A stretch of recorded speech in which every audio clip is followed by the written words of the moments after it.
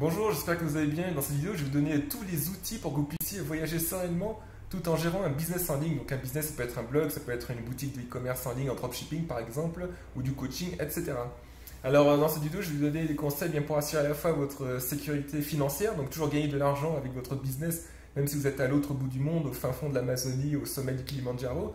Et puis aussi sur votre santé, donc comment faire pour toujours assurer une bonne santé pendant votre voyage. Parce que la santé c'est important, si vous voulez proposer des bons services à vos clients, il faut que vous soyez en forme, même si vous êtes au milieu de la jungle de Papouasie ou dans n'importe quelle ville du monde. Et enfin, je vous donnerai des conseils aussi sur vos finances, et bien toujours comment toujours avoir de l'argent avec soi, comment toujours subvenir à ses besoins, même en cas de crise si vous êtes loin. Alors moi-même, eh bien, je voyage beaucoup, donc depuis 5 ans, j'ai dû visiter 40 ou 50 pays. C'est pour ça que je peux vous donner mon humble conseil. Alors par rapport au business, première chose, eh bien, c'est de toujours avoir une bonne connexion Internet. C'est fondamental. Alors je vous conseille de rechercher vos hôtels sur booking.com et sur Airbnb et de regarder les reviews, donc les commentaires des clients. Et à chaque fois que vous faites le choix d'un hôtel, eh bien, regardez la rapidité de la connexion Internet. Par exemple sur Booking, eh bien, vous aurez une note en général sur 10 par rapport à la connexion Wi-Fi.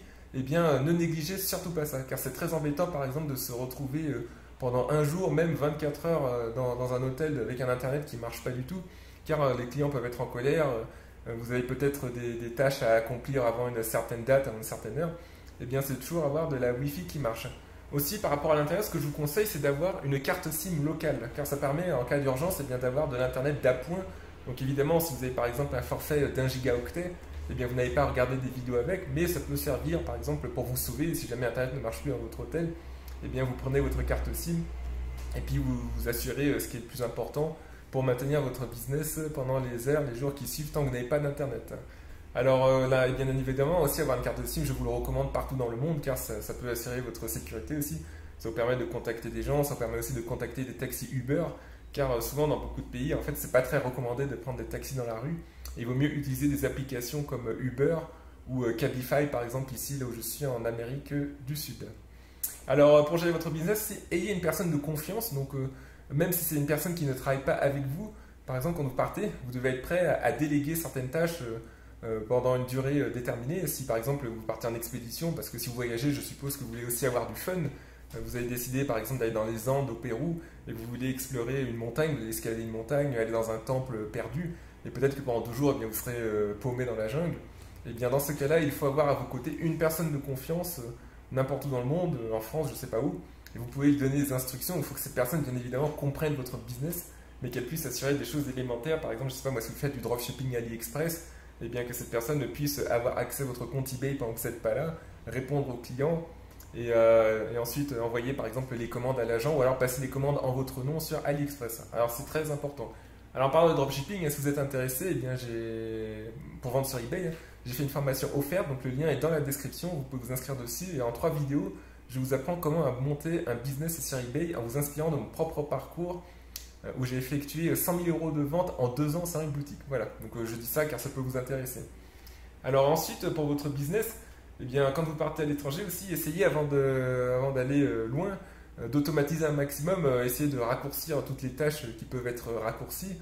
Par exemple, si vous vendez sur eBay, eh bien, utilisez un logiciel qui permette de poster des annonces plus rapidement, etc. Parce que quand vous êtes loin, eh bien, vous avez souvent moins de temps pour travailler car vous devez bouger de ville en ville, je sais pas, vous devez rencontrer des gens, parfois vous avez des activités sportives ou j'en sais rien. C'est parfois des semi-vacances. En fait, ça dépend de votre style de travail. Si vous allez à l'étranger juste pour vous poser dans un endroit et travailler à fond, isolé dans un appartement à Bangkok ou à Tokyo, alors peut-être que vous voulez mixer l'aventure et le travail. Dans ce cas-là, il faudra trouver des moyens de s'organiser, donc avec des logiciels, un assistant virtuel, etc. Alors ça, c'est tous les conseils que je pourrais vous donner sur le business. Donc deuxième chose, par rapport à votre santé, oui, ça c'est très important aussi. Ayez toujours une assurance santé quand vous voyagez loin. Alors si vous êtes à l'intérieur de l'Europe, donc si vous allez dans les pays de l'espace économique européen, c'est-à-dire l'Union européenne, plus la Norvège, l'Islande et le Liechtenstein, il me semble, eh bien vous pouvez faire une carte européenne d'assistance. Donc ça c'est vraiment très bien, hein. Donc ça vous permet d'être soigné gratuitement ou alors avec des frais très minimes dans n'importe quel pays d'Europe. Et si vous allez en dehors de l'Europe, eh bien prenez une assurance privée. Alors moi je vous conseille Europe Assistance, donc le nom s'affiche à l'écran. Et je paye actuellement un pass qui coûte 11 euros par mois, je crois, et ça vous couvre, je crois, les frais de santé dans n'importe quel pays du monde. Il y a peut-être des exceptions pour les États-Unis, parce qu'aux États-Unis, en fait, les hôpitaux coûtent beaucoup plus cher que dans le reste du monde, les docteurs, les soins. Donc parfois, il faut prendre une option supplémentaire quand vous voyagez aux États-Unis. Mais le pass Europe Assistance, eh bien, fonctionne dans tous les pays du monde, en Afrique, en Asie, en Amérique latine et même en Europe aussi, hein. Donc voilà, je vous encourage vivement à avoir ça. Donc faites aussi bien, parce qu'en fait, il faut vraiment être en bonne santé hein, si vous voulez bien travailler, hein. Et puis aussi, avant de partir, eh bien, faites le plein de médicaments de base, bien sûr paracétamol, désinfectant aussi, donc de la teinture d'iode par exemple. Prenez des médicaments anti-diarrhée aussi, car vous savez, quand on va dans les pays tropicaux notamment, on peut très vite attraper quelque chose qui nous donne la diarrhée, comme parfois on n'est pas habitué à l'alimentation, ou alors l'eau n'est pas forcément très bonne.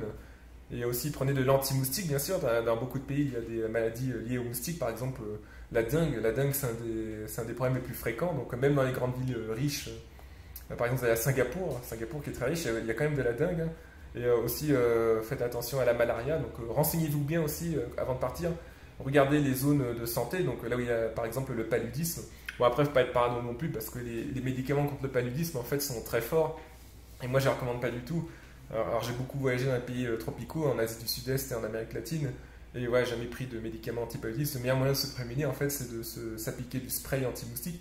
Mais alors pour le spray anti-moustique, oui, attendez, je vous conseille pas d'acheter du spray en France, parce qu'en fait, dans chaque pays du monde, les moustiques sont différents. Donc il vaut mieux acheter une crème locale, en fait. Quand vous allez, par exemple, je sais pas moi, au Panama, ou vous allez à Kuala Lumpur, vous allez aux Philippines, vous allez au Kenya, c'est pas les mêmes moustiques. Et là-bas, dans chaque pays, ils ont des crèmes plus spécifiques. Donc faites bien attention à ça. Et dernière chose, donc pour les finances, alors deux choses. Ayez toujours donc plusieurs cartes de crédit. Donc il faut que vous ayez votre carte de business qui fonctionne pour votre entreprise. Alors je vous conseille pour votre entreprise d'avoir une carte avec plafond modulable et une carte que vous pouvez bloquer à distance aussi. C'est pour ça que je recommande beaucoup la banque Conto. Donc c'est une banque qui est très bien adaptée aux entrepreneurs. Car ce qui est bien avec cette carte, eh bien, c'est que vous pouvez par exemple eh bien, la bloquer automatiquement si jamais par exemple vous la perdez ou vous faites bloquer. Parce que moi il m'est arrivé plusieurs problèmes. Alors comme je vous ai dit, j'ai voyagé dans pas mal de pays. Il y a 3 ans, eh bien, en Indonésie, je me suis fait voler ma carte. Enfin non, ma carte a été, oui, a été volée dans un hôtel, c'est ça. Et j'ai pas eu le temps de faire opposition en fait. Eh bien on m'avait déjà prélevé 300 euros.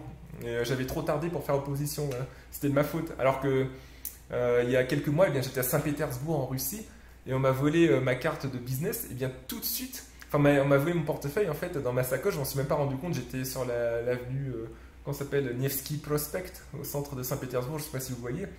Et en fait, on m'a volé mon portefeuille dans ma sacoche. On l'a ouverte.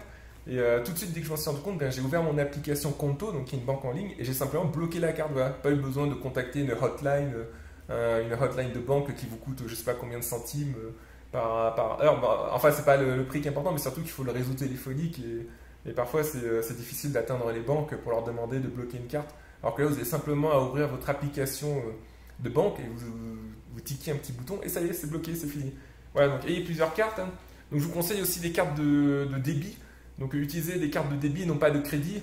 Car le problème de la carte de crédit, c'est que si jamais quelqu'un vous retire de l'argent dessus, en fait, eh bien, il peut prendre autant d'argent qu'il veut, car c'est une carte de crédit, et aller en dessous de 0 euros. Alors que la carte de débit, eh bien, ça ne peut pas aller en dessous de 0 de balance. Enfin, en anglais, on dit balance, c'est-à-dire de total que vous avez sur votre compte. Donc par exemple, je sais pas moi, vous mettez juste le minimum nécessaire pour vivre sur votre carte de débit. Par exemple, vous mettez 300 dollars, 300 euros. Et si jamais votre carte est volée, eh bien, la personne ne pourra pas retirer plus de 300 euros. Donc ça, c'est vraiment super. Bon, évidemment, il ne faut pas être parano, hein, les risques sont très faibles, vous prenez vos précautions, mais grâce à ces petits hacks de finances, ça va vous éviter beaucoup de problèmes. Encore une chose, n'oubliez pas d'apporter du liquide avec vous, du cash. Par exemple, avant de partir dans un pays étranger, eh bien essayez de prendre avec vous 500 euros, 1000 euros ou dollars, donc une de ces deux devises, euros ou dollars.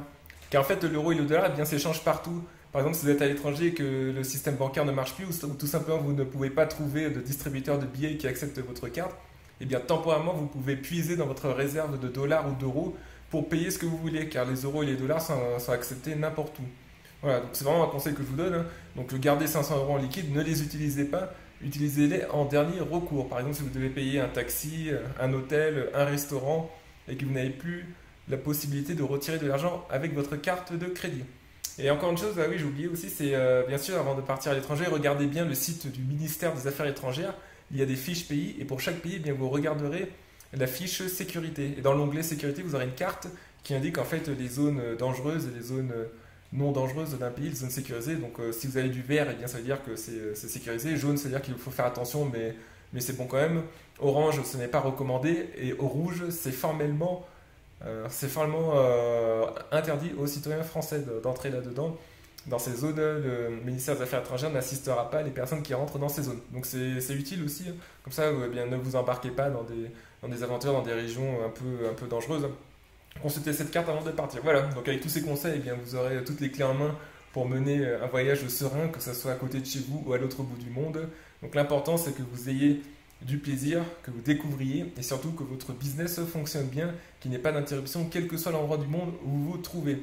Le business en ligne, c'est un moyen génial car on peut être libre, on peut s'installer n'importe où, qu'on aime le touriste d'aventure ou le tourisme pépère, eh bien il y en a pour tous les goûts. Le business en ligne répond à tous ces goûts-là. Voilà, donc je vous retrouve dans les autres vidéos de la chaîne YouTube. Si vous décidez de regarder d'autres vidéos, abonnez-vous car je partage beaucoup de conseils sur le business en ligne, comment gagner de l'argent sur Internet et ça va sûrement vous intéresser si vous avez visionné cette vidéo. Et je vous souhaite une excellente journée. Merci.